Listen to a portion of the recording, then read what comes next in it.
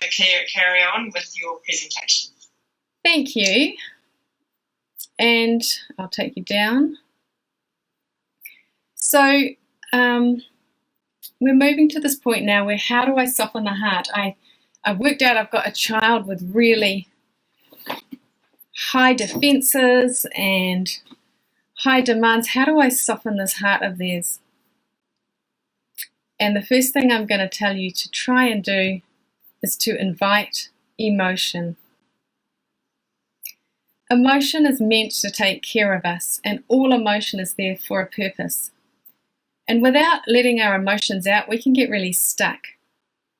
Emotion moves us from one state to the next. So, for example, when we get really mad and we just absolutely release the anger, it moves to sad, and it often ends up in sobbing and tears. And those tears are hugely transformative. So we have the opposite kind of approach in our Western modern day society. And it is Western. Lots of other cultures don't have this hang up. That we block our emotions in an attempt to appear strong. We feel that true strength is holding on and holding it in. But I'm sorry to say that for optimal functioning and as whole human beings, we need to feel. We need to feel hurt when wounded, tired when needing rest. You know, when we're so wound up we don't notice we're tired. We need to feel sorry when bad things happen. We need to feel alarmed when facing a separation from the people we love. That's a healthy emotion. We need to feel empty and lonely when we're apart from someone we love.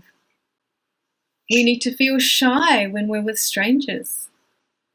It's healthy to feel rejected when we're not invited into something we wanted to be at. To feel frustrated when thwarted or angry when facing injustice. We should feel embarrassed when exposed in a negative light by others, or cautious when sensing that something could go wrong.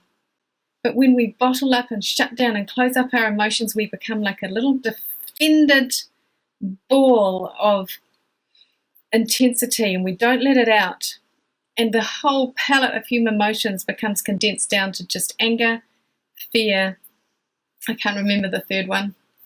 But it becomes absolutely, they've done research on kids in prisons and just the tiny palette of emotions that are left when they're that defended. I would like to tell you that emotional health is noisy. Children complain a lot. They get hurt. They feel upset. These are all signs of children under too much stress. The upset part is the part of shifting their emotions from out of one state to the next. I'm going to tell you a wee story about a foster girl I took care of once. I'm going to call her Destiny. So, Destiny came to us for respite care, and she had another family she was with during the week. She came to us on the weekends. And this particular visit, her everyday family had gone overseas for the whole school holidays. So Destiny was with us for a few weeks.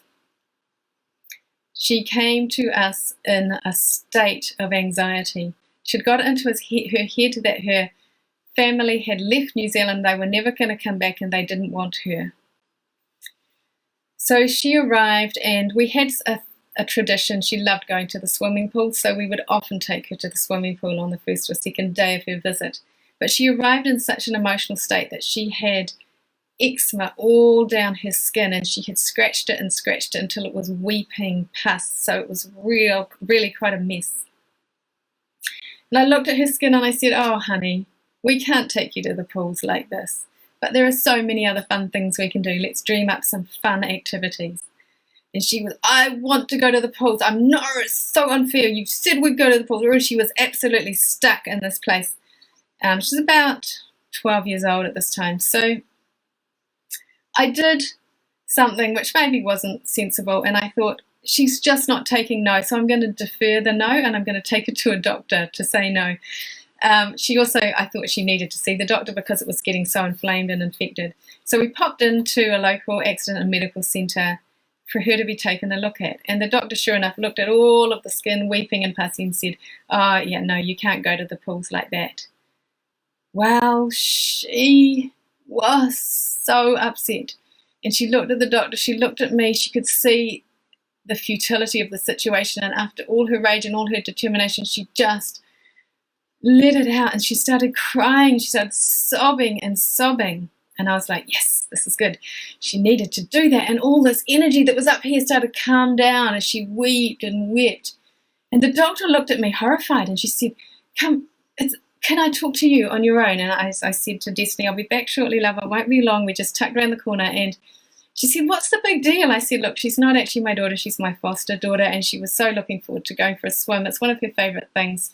But, that's fine. She can't go this time." She said, oh no. And she went and consulted with someone else and they talked in the corridor and then they came back and they said, "You know what, Destiny, we've decided you can go to the pools." And I thought, oh heavens, look at these. It's just like public pools. I don't think anyone wants that. And they said, there's enough chlorine in there that it will kill it all off, which may be true, but it doesn't help the general public's sense of safety. But what happened emotionally for her in that moment was that all of this aggression and frustration and anxiety was coming out in these tears, and it was this beautiful drop into release. And the minute the doctor walked in and said, "You can go," you could just see her tuck it back up, and she went, "Really? Oh, goody," and it all went back up here, and she never got to let it out. We haven't understood, as a society, the importance of feelings to move us from one state to another.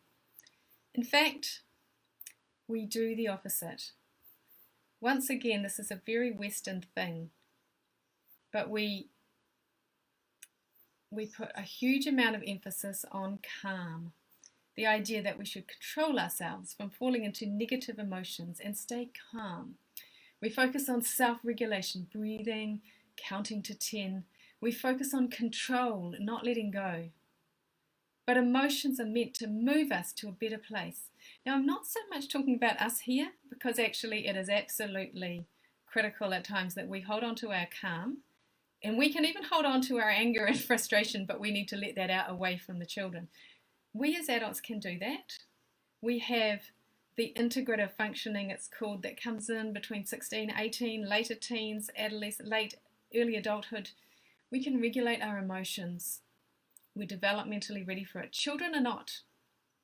Telling them to stay calm is a really almost developmentally impossible thing to tell them. We're not letting emotions do their work. Now, don't get me wrong. Calmness is a beautiful thing when it's the true calm that comes after the storm. When everybody in the house has been in absolute upheaval and there's been shouting and screaming and the kids have been at each other, and finally we get this place of rest, that's a beautiful calm. But this kind of hold it together and don't get angry in the first place, this is not a calmness of emotional health. Gordon Neufeld says, "We are meant to be passionate, excited, thrilled, but this comes on the other side of opposition, criticism, disappointment and irritability." The last thing we want is a perpetually calm and tranquil child. This is the good child who has squeezed themselves into the shape their parents want them to be and has pushed down all the so-called negative emotions that their parent doesn't approve of. We call it in the Neufeld paradigm the cookie cutter. The child quickly works out what it is the parent wants them to look like, and they stamp that cookie cutter shape into the dough, and everything that falls outside of the cookie cutter they pull together and screw up and they push away because that part of themselves is not acceptable. And we as parents, if we're not wise to it, think, fabulous, look at this wonderful child, and wonder why when they get older they just seem so unhappy and so unhealthy. We would do well to invite all of our child's emotions, both the negative and the positive. This is a slide from the Neufeld Institute. You see, anxiety is a very contained emotion. There's a real push by the body in anxiety to hold in all that we wish to hide. The irony is in that by trying to hide and contain and clip off all of our negative emotions, it creates more anxiety. The fear of letting some bad emotions escape at the wrong time is exhausting to keep up all day long. If we're only allowed to express our sunshine and not our rain, we are not whole people. So if separation is at the root of all anxiety and connection is the cure, then how do we create a good connection with our child? Well, I alluded to it before, and it is to invite tears. All that pent-up energy and emotion that's held inside with anxiety can only stay there so long. It can often be released as aggressive blow-ups, but letting it out is the way to release that pent-up energy. If we let it stay pent up and inside, it feeds counter-will, it feeds the defended heart, and it can even feed competing attachments. Asking a child to hold their big emotions in perpetually is like asking them, I can't think of a polite way to say this, it's like asking them not to pass a bowel motion. So we're saying, well done, you've gone a whole day without passing a motion. Here's a sticker. Oh, you've gone 2 days. Good boy. Now we're up to 3 days. Oh my goodness, what's going to happen? It's going to back up and it's going to back up and it's going to create such an issue that you would wish you had never tried to control that. You know, toxic stuff is meant to come out of us in a healthy way, and it's our job as parents to facilitate that out. Tears transform and soften the heart. Not tears of anger, not tears of self-pity, not tears to onions, but tears of futility. Those tears we get when we feel like we come up against something we absolutely cannot change, and we just sob out the frustration and the fear that we cannot come into any other way. Tears take us on a bit of a journey. So there's the letdown that I talked about my foster daughter going into, and then the waiting at the bottom, and then the bounce back that happens on the other side. Now the bounce back is this fabulous thing that happens. You might see on a baby, tears are streaming down their face. You manage to distract them with something that funny that makes them laugh, and the tears are still there and they're laughing. This amazing bounce back energy comes in the wake of a good cry. And you might have wondered when you've been at a funeral or a tangi and everyone has just mourned and wept out their feelings, why there's this bright, bubbly up energy like you wouldn't believe and you wouldn't find in a normal social gathering. Everyone's talking and laughing and chatting and you're like, I thought we were at a funeral. That's because we're in the bounce back. We've done our tears and now we're bouncing. That's not to say the tears won't come back again and again. But in our often rigid and uptight Western culture, we have a fear of tears. We feel like if we let go, we may never bounce back. We have this fear of falling into the abyss. We worry that we must not let go of right thinking and control. We mustn't think negatively or despair might set in. We must persevere and not give in to our feelings. We mustn't wallow in self-pity or feel sorry for ourselves. Gordon Neufeld says about this that we visit our own neuroses upon our children when we do this. We are the ones afraid of the tears. Don't pass that on to them. Instead, create a very safe space for the tears to find their release.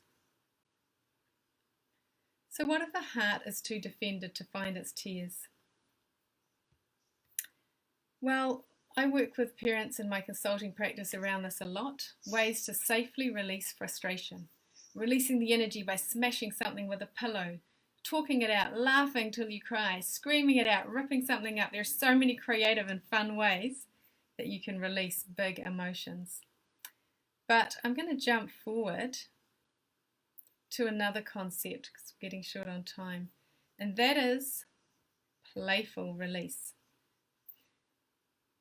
There's releasing aggression and frustration in the moment. I can see your frustrations getting stronger here. Let me help you get that out.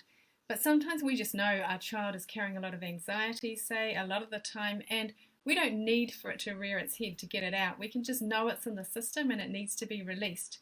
And we can release it one step removed in play. So it's a game. It's not the real thing I'm getting out of me. It's the feeling. Let me describe this. So say your child's carrying a lot of alarm. You can turn this into a game. Now, mums, I have to say here, dads are naturals at this. They seem to have this incredible intuition around play that we're often a little bit too caught up in trying to make sure our kids are fed and dressed and had their homework done, and we kind of forget the playful element. Not all mums, but I'm speaking for myself when I say this. Dads are awesome at this. Don't stop them. So when daddy is being a scary monster and they are shrieking with terror, they are actually shrieking out the terror that is sitting inside them all day long, but they're shrieking and then they're collapsing into fits of laughter. You're actually putting this safety bubble, this safety net around the feeling, and you're releasing it in this amazingly healthy way. Ambush games, jumping out from behind a tree, scary stories late at night. My husband has one where he loves to tell in the dark, and then he jumps on the children and they shriek with terror. Dressing up in scary costumes at Halloween, that's like playing with the dark side, playing with the thing that we're afraid of and dressing up as it. It's kind of like owning it and possessing it and taking charge of it. Scary characters in books and films. One thing that we can do is to play out one more step removed. If you're playing Lego and figurines and you can be the scary shark. Making a mess just for fun, oh my goodness, the release in that is amazing, especially if you're a parent who doesn't like a lot of mess. Then turn it into a restricted playtime. Get clay, play with it and put it on a mat, but contain it however you like, but let the messiness come out. Breaking something just for fun. Now, I've done this with my kids. When I found a chipped plate or something, I put it aside. Now, I remember the first time I gave my son this plate and said, I want you to smash it, and I'm going to video you doing it on the slow motion function on my film, and it's going to be a really fun video. He's like, really? Really? And he just went out, and I had the camera ready, and he just stared at this plate for ages. It felt like minutes on end. He didn't want to drop it. He felt like that would be so bad. And when he finally did, it cracked down the crack line, just fell in half. And then we were like, we're just going to have to do this a bit better. So I got him to grab it and smash it into pieces, and it was much more fun when he really let it out. That's playing with alarm, playing with pursuit. That's that energy of, don't leave me, I need you, I want you to come near me, that kind of clingy energy. Hide and seek. Don't make them be it. They're the ones that you're seeking, because the deep instinctive thing inside them is, will they chase me? Will they want to come after me? So they're always coming after us. And a kid who's really anxious will hide and pop their head up a minute later and go, I'm here, because they're so terrified of not being found. Playing out, getting lost in the woods. Treasure hunts. Playing with our own identity and dressing up. Playing different attachment roles. Playing dead. Now, this is a terrifying thing, but when we turn it into a game, I don't know if you've ever played Wink Murder with teenagers, but you go, oh, I'm dying, and then you drop on the floor. It's so much fun. Love it. Turn it into a game and suddenly it's not so terrifying. Playing with frustration, I've left the best till last. So this aggressive, angry energy that is actually terrifying, especially as our kids get bigger and taller than us and stronger than us as teenagers.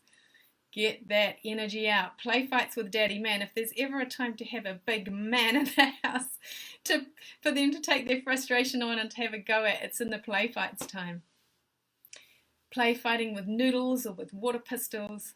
One thing my kids like to do is stand in front of our glass deck door, so it's floor to ceiling glass, and the other one takes the water pistol and squirts it right in their face, and they stick their face on the glass and poke their tongues out, or they get the Nerf guns out and smack it into the glass, and the other one just stands there. So it's just playing with that energy.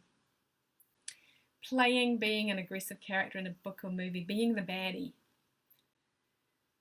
Play swearing. If you have a child who just needs to get some bad language out of them and you don't want bad language in your house, you can look up the internet. There's these amazing Shakespearean insults. You have to disclose here. In my past life, I was an English teacher, so I love Shakespeare. Things like, thou clay-brained guts, thou knotty-pated fool. You can hurl these fabulous insults at one another without anybody saying a bad word. Or you might just want to introduce to your younger child one word they're allowed to say. I remember my mother introduced one to us when we were young. She said, well, if you really need to say something, this is what my father would say to the dogs on the farm when they were misbehaving. She said, you can say the word balderdash. So we would be like, balderdash. Oh, right. And we'd use this word and we thought it was fabulous. You might want to think of something a bit naughtier than that if you can tolerate it. But really, to say in conclusion here, How do I deal with anxiety in my children? Well, separation is at the root of all anxiety, and connection is the cure. If you can connect really well with your child, you help them find their rest and find their play. But do recognize that counterwill, competing attachments, a defended heart, and an alpha child complex can all get in the way of close connection.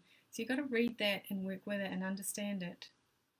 So how do you connect? You find your lead with your child in a caring way and you soften their heart.